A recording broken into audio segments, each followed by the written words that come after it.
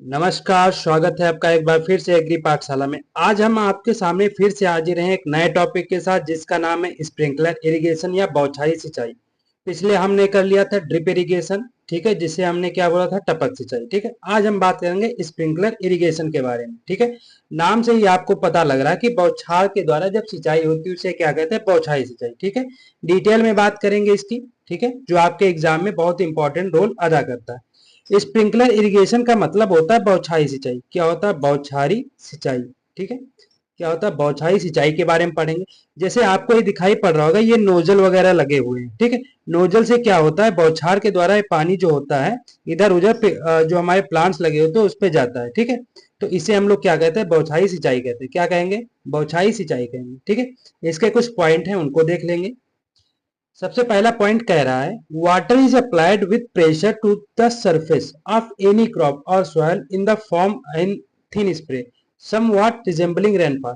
इसमें इस पॉइंट में ये कहा जा रहा है कि जो हमारी क्रॉप होती है, ठीक है, या हमारी जो सॉइल होती है, ठीक है, उस पर जो पानी दिया जाता है, वाटर सप्लाई किया जाता है, वो एक थिन स्प्रे होता है। मतलब जो पतला एक बौछार होती है, उसके रूप में क्या होता है, पानी सप्लाई किया जाता है हमारे प्लांट में। ठीक है, उसे हम लोग क्या कहते हैं, बौछारी सिंचाई कहते हैं।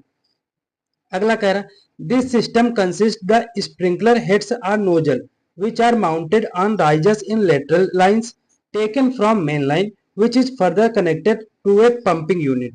मतलब ये कहा जा रहा है कि जो स्प्रिंकलर हेड होते हैं, जिनसे क्या होता है, पानी बौछार के रूप में निकलता है, इन्हें हेड बोल सकते हैं या नोजल बोल सकते हैं। ठीक है, क्या हो जाएंगे, हेड हो जाएगा, नोजल हो जाएंगे। ठीक है, इनको एक लेटरल लाइन में लगाते हैं जो कि मेन लाइन के साथ जुड़ी रहती है।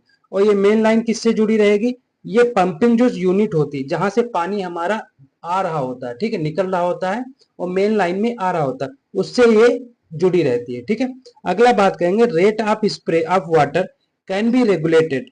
जो इसमें स्प्रे होता है, ठीक है, जो वाटर सप्लाई होती है, स्प्रे होता है, उसको हम लोग नियंत्रित कर सकते हैं या रेगुलेट कर सकते हैं। And natural rainfall can be simulated, जो कि हमें प्राकृतिक जो हमारी नेचुरल रेनफॉल होती है या बारिश होती है हमारी, उसके अनुरूप हमें दिखाई देती है। ठीक है, sprinkler irrigation can be used for almost crops.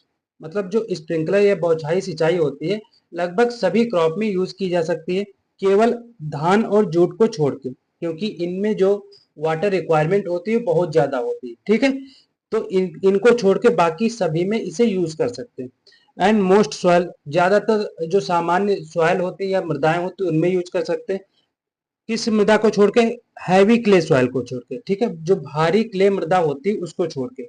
ठीक है, मतलब राइस और जूट को छोड़ के अगर सॉइल की बात आती है तो हाईली क्ले सॉइल को छोड़ के बाकी सभी में बौछारी सिंचाई यूज कर सकते हैं। ठीक है, अब बात करते हैं it is specially suited for field with steep slopes. मतलब जिसमें पट्टियों में क्या होता है, स्लोप होता है, ढलान होती है। एंड इरेगुलर टोपोग्राफी, मतलब जो इरेगुलर मतलब समान मृदाएं नहीं होती, मतलब जो ऊबड़ खाबड़ मृदाएं होती हैं, ऊबड़ खाबड़ मृदाओं में क्या यूज करते हैं हम लोग, अनडुलेटिंग सॉइल में स्प्रिंकलर इरिगेशन यूज कर सकते हैं। ठीक है, अगला बात करते हैं, ये आपको कंटेंट हिंदी में, जो अभी मैंने इंग्लिश में बताया आपको हिंदी में भी आपको दिया गया है। ठीक है, अब बात कर सकते हैं इसके एडवांटेज की, या जो हमारा बौछारी सिंचाई होती है उसके लाभ क्या होते हैं। Suitable for undulating topography and Sandy soil, यह बलुई मिट्टी के लिए सबसे अच्छा माना जाता है, क्ले के लिए अच्छा नहीं माना जाता। ठीक है, अंडुलेटिंग सॉइल की बात करते हैं, टोपोग्राफी की बात करेंगे तो जो ऊबड़ खाबड़ मृदाएं होती उनके लिए सबसे अच्छी विधि मानी जाती है। ठीक है, सेविंग ऑफ वाटर की बात करें तो 25 से 50% इसमें वाटर जो है सेव होता है अन्य क्रॉप की अपेक्षा की बात करें। ठीक है, डिस्चार्ज की बात करें, मतलब 1 घंटे में कितने लीटर पानी बौछार के रूप में प्लांट में चला जाता है, 1000 लीटर। कितना, 1000 लीटर। ठीक है, स्प्रिंकलर प्रेशर की बात करें, इसमें प्रेशर कितना होता है, 2.5 से 4.5 किलोग्राम प्रति सेंटीमीटर स्क्वायर होता है। कितना, 2.5 से 4.5 किलोग्राम प्रति सेंटीमीटर स्क्वायर इसमें प्रेशर होता है। Water use efficiency can be 60% much higher to surface method. जो हमारा सतही सिंचाई विधि होती है उससे 60% ज्यादा हम लोग क्या कर सकते हैं, वाटर यूज इफिशियंसी बढ़ा सकते हैं। ठीक है, जो सिंचाई क्षमता होती है कितनी होती है, 60% होती है। Increase 40% irrigated area with same amount of water as compare with surface method irrigation. ठीक है, मतलब हम लोग जो सतही सिंचाई में जितना हम पानी देते हैं, ठीक है, उस पानी के द्वारा अगर हम बौछारी सिंचाई करेंगे, ठीक, उतने पानी से अगर बौछारी सिंचाई करेंगे तो 40% एरिया को हम इंक्रीज कर लेंगे। मतलब अगर बात करें, ठीक है, कहीं पे मान लो 100 सेंटीमीटर, कितना, 100 लीटर, ठीक है, 100 लीटर पानी दिया जा रहा है, ठीक है, मान लो 100 लीटर पानी दिया जा रहा है इसमें सतही सिंचाई में, ठीक है। अगर इसी 100 लीटर पानी से मान लो 1 हेक्टेयर जो है, ठीक है, या मान लो 10 हेक्टेयर यूज किया जा रहा है, ठीक, 10 हेक्टेयर में इतना पानी हम दे रहे हैं, ठीक है, तो इसी पानी के द्वारा अगर बौछारी सिंचाई से देंगे तो कितना बढ़ जाएगा, 40% बढ़ जाएगा, यानी कि 14%, 14 हेक्टेयर में हम ये पानी यूज कर सकते हैं, ठीक है।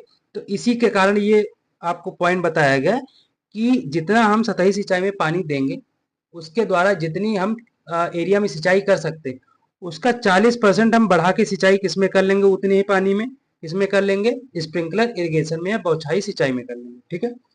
अगला बात करते हैं, अगला पॉइंट हमारा कह रहा है about 40 to 60% saving in labour compare with surface. मतलब जो सतही सिंचाई से 40 से 60% हम लेबर कॉस्ट में जो है क्या कर सकते हैं, सेव कर सकते हैं।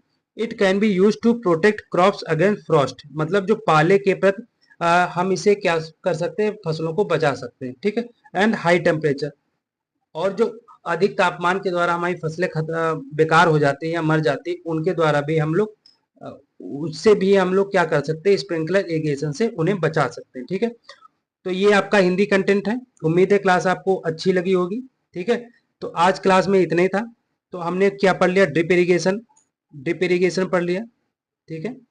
ड्रिप इरिगेशन के साथ साथ हमने क्या पढ़ लिया, स्प्रिंकलर इरिगेशन। ये सारे के सारे पॉइंट आपके हर एग्जाम के लिए इंपॉर्टेंट है, ठीक है। उम्मीद है ये क्लास आपको समझ में आई होगी, अच्छी लगी होगी। अच्छी लगे तो लाइक शेयर सब्सक्राइब जरूर करिए, ठीक है। ऐसे ही टॉपिक आपके साथ सामने लाते रहेंगे, ठीक है। तो उम्मीद है जो हमारी क्लासें आपकी और जो दूसरी क्लासें हो रही, ठीक है, जो नेमराज सुंडा की और क्लासें हो रही वो भी आप अच्छे से उन्हें पढ़ रहे होंगे और हमारी क्लासें देख रहे होंगे, ठीक है। चलिए।